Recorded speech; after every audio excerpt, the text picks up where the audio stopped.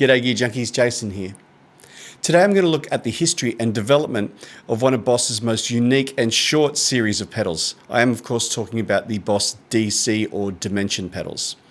But before I begin, if you enjoy this kind of content, please help me out by subscribing. Let me set the scene. It's the mid-80s. The power ballad is starting to take over the airwaves, and every good power ballad should have some clean guitar. But as you know, you can't have clean guitar in the 80s without chorus. So the first chorus pedal comes out in the mid-70s, but then really starts to become adopted by guitar players by the end of that decade and then into the 80s. And basically, chorus is everywhere. It's used on drive sounds, but it's especially used on clean guitar. Now, to illustrate how popular this effect was at that time, Boss had no less than 6 different chorus pedals that were available at one time or another during the 80s. And to put that in perspective, they've only released 2 chorus pedals in the last 30 years, and they were the 2 reissues, the CE2w and the DC-2w. With this in mind, Boss released a new pedal in 1985, which is unlike any other pedal, not just in their catalogue, but in the entire pedal market. This pedal is highly sought after, even to this day, for an original, and that was the DC-2 Dimension C.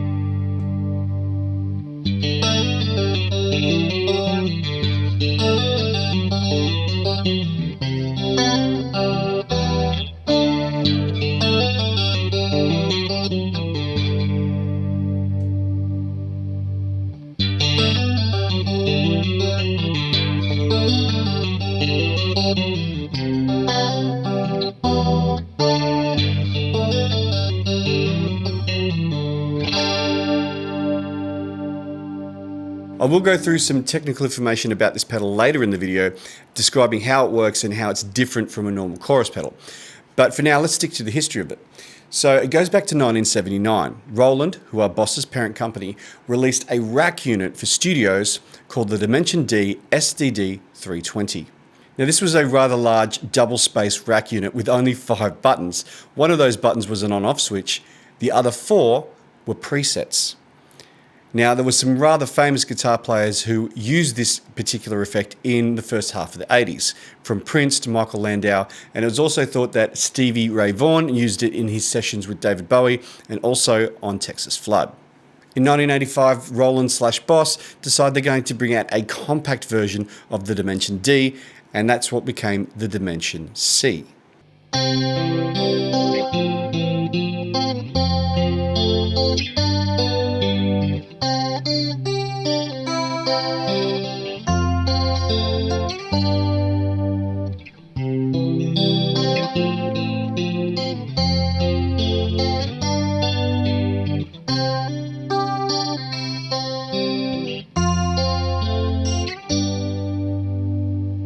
There were some minor differences between the pedal and the rack unit, but the most famous of those differences was the fact that on the pedal you can only have one of the presets at a time.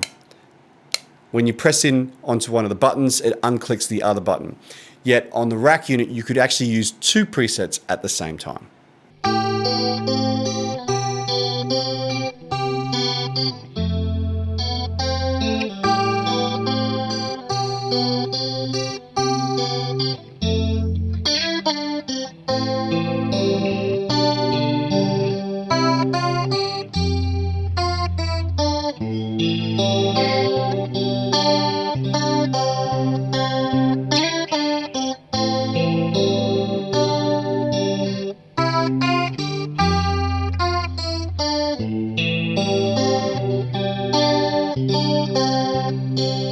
Now, I've heard 2 conflicting stories about why this pedal is the first Boss pedal to use buttons instead of knobs. The first being probably the most plausible is the fact that it was based on the Dimension D, which used 4 presets. So that's why it gives you 4 presets. The other one is that this has so much circuitry inside that they couldn't actually fit any pots up here. So I'm not sure if that's true or not. I tend to think that if you could fit these buttons, you could probably fit some pots, but I don't know that for sure.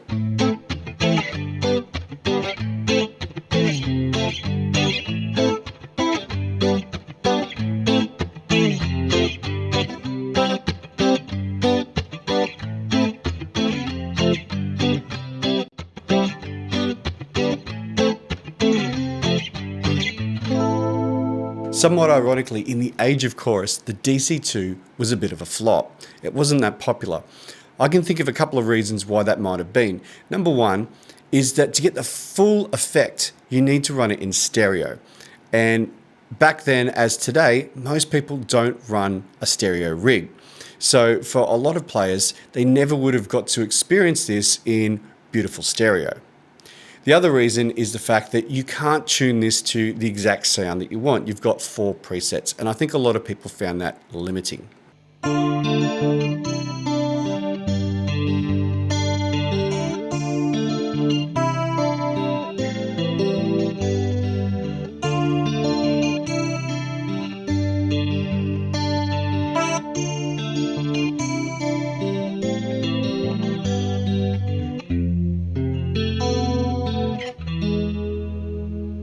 DC-2 was made from 1985 through to 1988 when it was retired. Interestingly, several models of Boss pedal were retired that same year. And I think that's got to do with the fact that that was the year that they started to move some of their manufacturing to Taiwan.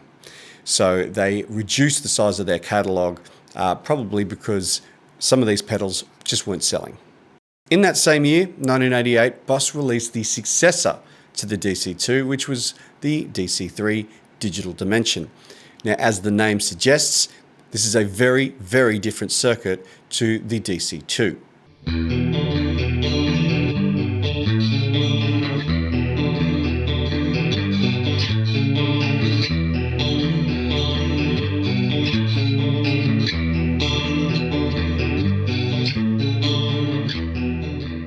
In principle, this is also a dimension chorus effect, but it achieves it in a very different way to the original DC-2.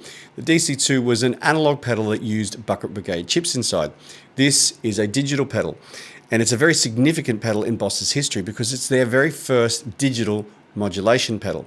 It's also the very last new pedal to come out of Japan during the Japanese era, and it is, to my knowledge, the only pink pedal that they've ever put out.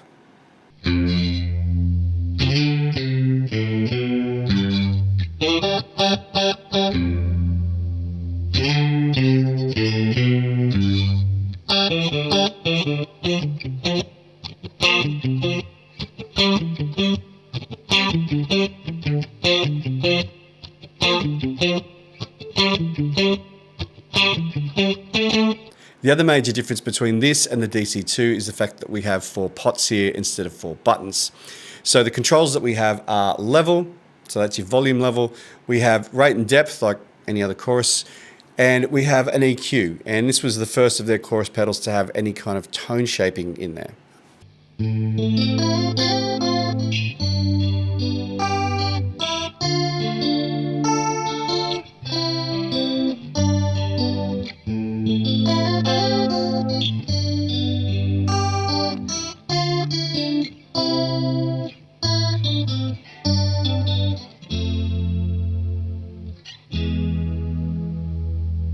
Funnily enough, in the 80s and 90s, the word digital was a real buzzword and a selling point for a bit of gear because it meant that it was more high-tech than the stuff that had come before it.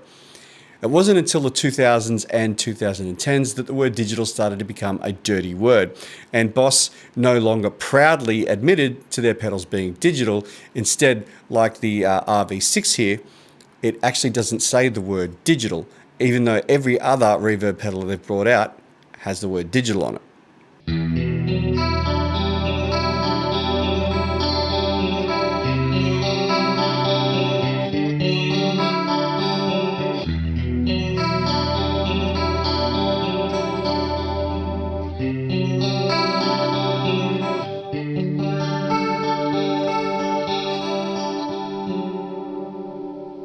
The other significant thing about the DC-3 is that it was the last Boss pedal to go by two different names. So in most places in the world, it was known as the Digital Dimension. However, for legal reasons in Japan, they had to call it the Space D. Now, if you're looking at them on the second-hand market, they go for about the same money. However, you can only usually buy the Space D versions from Japan.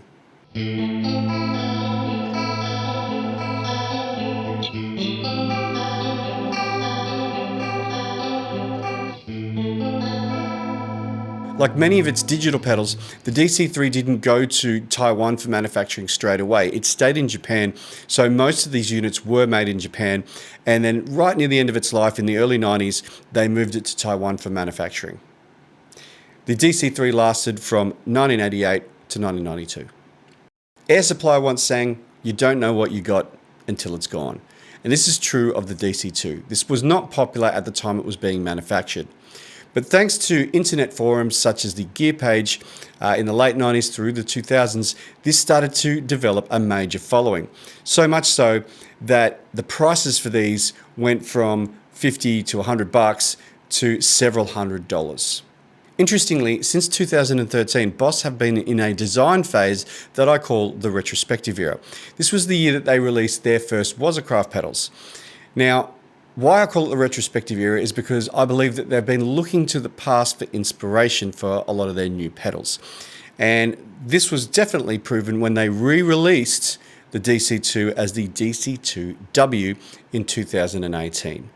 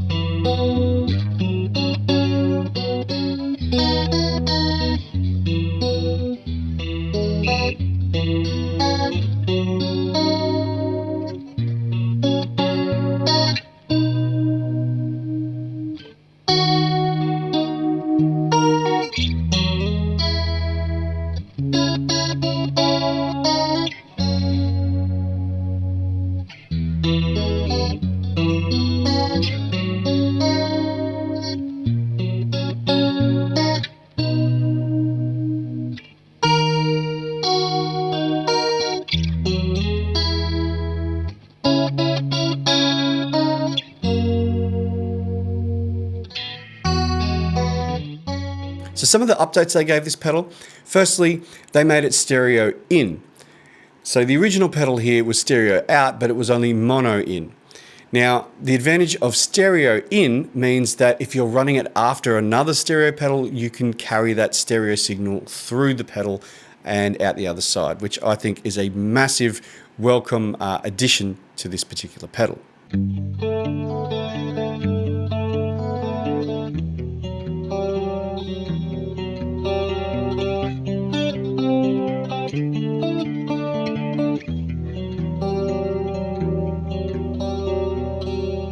Number two, like all of the Wazacraft pedals, it has a mode selector. So S stands for standard mode, but you can flick it across to SDD 320 mode, which is the original rack unit.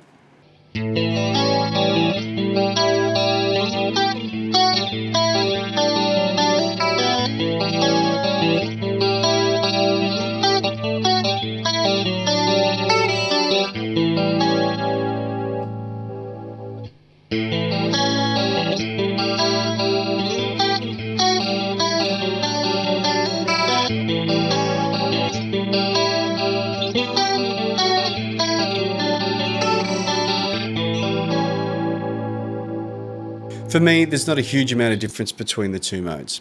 But another upgrade that I think is quite useful is that now in both modes, you can hold down two of the presets at once, like you could do on the original rack unit.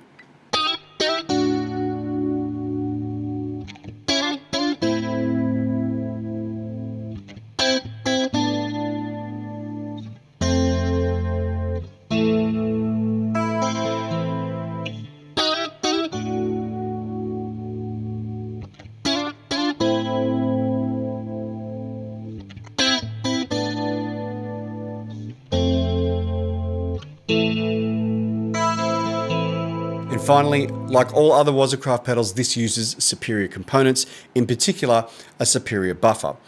And when compared back to back with the original, you can actually notice that this just sounds a little bit cleaner than the original.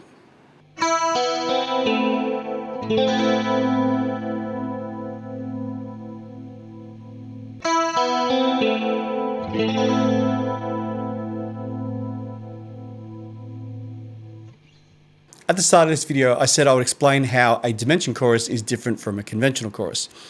But to do that, I first have to explain how a conventional chorus works. So to do that, I'm going to start off with the Boss CE2, which is a mono chorus pedal. The signal comes into the CE2 and is split into two. One of those signals is left unaffected. The other is delayed, and then that delay is modulated using a low frequency oscillator. This moves up and down really quickly, creating pitch vibrato. If you were to take a delay pedal and play around with the delay time, if you slow it down, you'll notice that your pitch will go down. If you speed it up, you'll notice that your pitch goes up. It's kind of the same principle. The direct signal and the modulated signal are put back together and then go out the output. Without the direct signal, it would actually just be vibrato. When it comes to stereo choruses, the stereo effect can be achieved in several different ways. So if you look at the original chorus pedal, the Boss CE1, this achieves stereo by sending the dry signal out of one output and the vibrato signal out of the other output. These would go to two separate amps, and when played at the same time, they would create a chorus effect. The Boss CE3 is also able to do this. However, the Boss CE3 also has a second chorus mode. And what that allows you to do is to send the modulated and dry signals out of both outputs to create a more lush chorus effect. In the mid-80s, DoD brought out the FX65. Now, this achieves stereo a little bit different to the Boss CE3. It sent both the dry and modulated signals out of both outputs, but on the B output, it actually flipped the phase of the vibrato signal. So you had an out-of-phase vibrato and an in-phase vibrato, and when you blend the two, it creates a really interesting stereo chorus effect. The dimension effect here is a bit more sophisticated than the others. Whereas the others will just split the signal into two and run one of the signals through a delay line, this will run it through at least two different delay lines. Now, I have heard that it runs somewhere between 2 and 4 delay lines. I don't actually know for sure. If you do know, please let me know in the comments. But what is for sure is that we have two different delays, meaning we have two different modulations going at once. Now, they also feed back into each other a little bit, and that's why it sounds like it's got some flanging going on, because there is a little bit of feedback in amongst these delay lines. This actually cuts out a lot of the bass frequencies. I'm not sure if they've got any filtering going on in there as well, but it is a lot more complicated than a standard chorus. This is why this sounds so clean and pristine, and it sounds a lot more studio. Now, I've heard and read some conflicting information about the delay lines inside this pedal. It is hard to get accurate information about it, so if you know, please let me know. Now, some people believe that the delay clocks run at different times, creating a kind of multi-chorus. Other people believe that they run at the same time, but they've just out of phase with one another. With the DC-3 here, I was able to find out in the Boss book that this uses two delay lines. What I wasn't able to find out was if those delay lines are different or if they're running at the same speed and out of phase. But one thing was for sure, these two pedals sounded very different. So this one, you could actually hear a bit of delay signal in this. It actually kind of sometimes sounded like there was a little bit of a slackback echo going on. Now, to be honest, I actually really liked it. I thought it was a really cool effect, but it was very different from this. They are certainly not in the same ballpark in terms of sound. Truth is, I like them both. I think they're both really cool. Now, to give you an idea how different these stereo choruses sound from one another, I'm going to play the same example through the pedals that I just mentioned, as well as the DC pedals, back to back.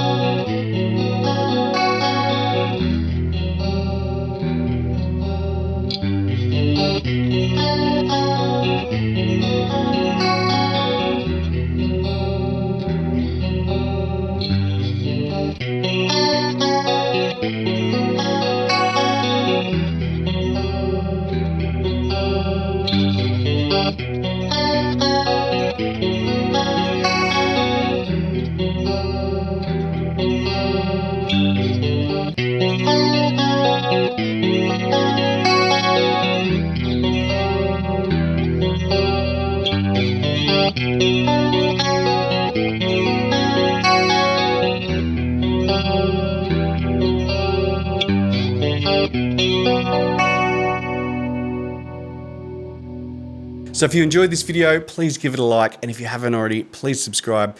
You can support this channel by going to the Middle Age Gear Junkie store and buying some merchandise, or joining the Middle Age Gear Junkie Facebook page. I'll put the links for those in the description below. Other than that, my name is Jason. Have a wonderful day. See you later.